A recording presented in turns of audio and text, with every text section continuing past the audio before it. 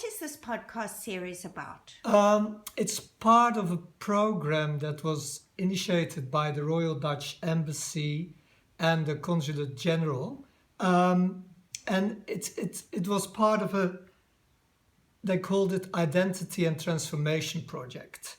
And we had big discussions about how I could contribute and what the program entailed. And the idea was that it looks at an exchange between the two countries, between South Africa and the Netherlands. And we hope to initiate kind of dialogue, a discussion perhaps, on the topic of identity and transformation. So it looks at issues such as shared cultural heritage.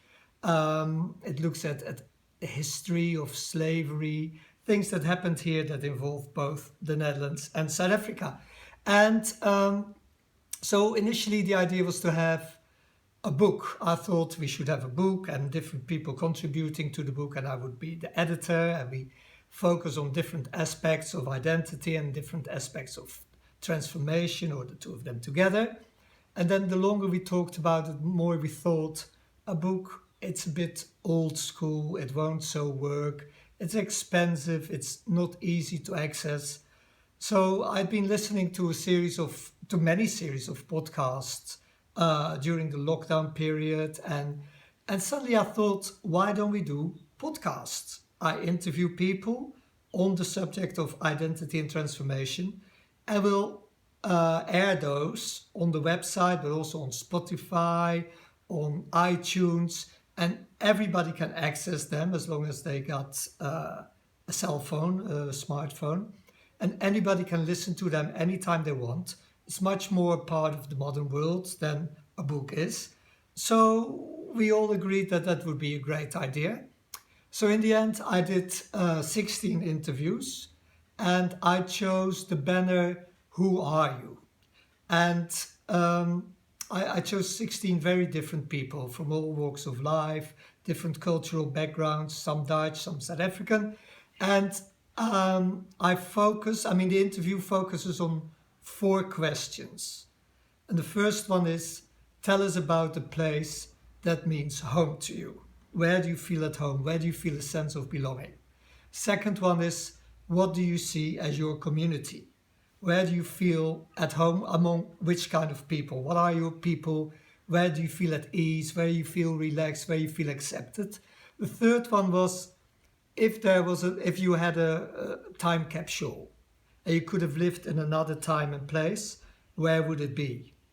And the final question is, if there's a piece of art, and it could be anything from a painting to a poem to a song, what piece of art signifies home for you? So you listen to it or you see it and you think, yeah, this is me, this is where I belong.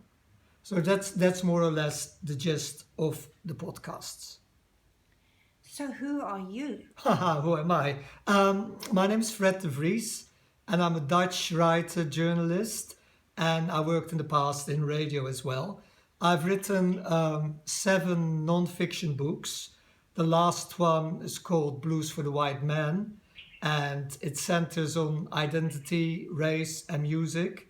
And it's set in the deep south of the United States and South Africa. I've written a book about the Afrikaners called Richting Bedonderd. That's the Afrikaans translation, meaning looking for the way. So that's also a lot to do with identity. I've written a book about the musical underground of the 1980s. I've written a book about Oscar Pistorius, and I've written a book about my hometown, Rotterdam, where we focus. I did that one with somebody else, and we focus on music and literature. So you can see it as a sort of logical extension of what I've been doing before. I've been here in South Africa for the last 20 or so years. So I often struggle with that question, like, where's home? What signifies home? Who am I? In Holland, I was part of a majority. South Africa, I'm a part of a minority. So I can identify with the subject very, very well. So who can we expect? Well, as I said, there's a broad range of people. We start with a young woman called Emily Marshall, who's both a millennial and a born free. She was born in 1994, shortly after the elections. What makes her quite special is that both her parents were immigrants. So she's South African. Her mother came from Germany. Her father came from what was then Rhodesia. So the question is like, how does she fit in as a millennial, as a born free, in a country that's only recently been hers? Then we have gay writer activist Mark Gewisser. We have a Khoi language activist. We have a young woman who's the daughter of one of the San, the Bushman, who fought in the border war on the side of the South African government in Battalion 31 or 32, one of those two battalions.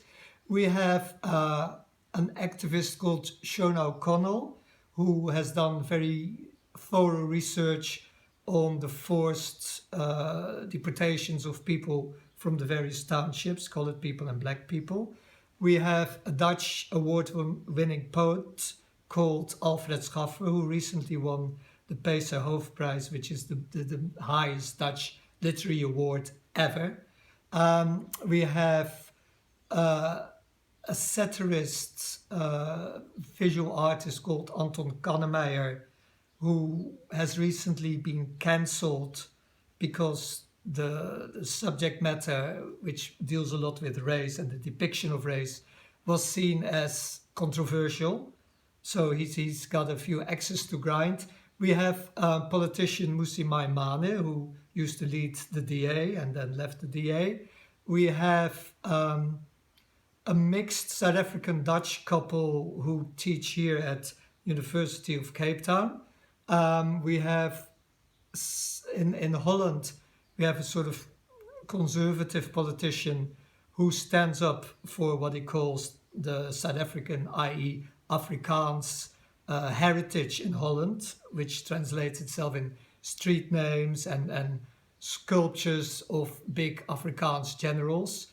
And we have somebody from the Afrikaans, more nationalistic movement who talks about the identity of the Afrikaners in South Africa. So it's incredible wide bunch. I mean, it's people, women, men, gender differences, background differences. So I think it gives an incredible overview of South Africans and Dutch and the relationship with their countries and with the other countries. So all I can say is tune in, listen, and enjoy.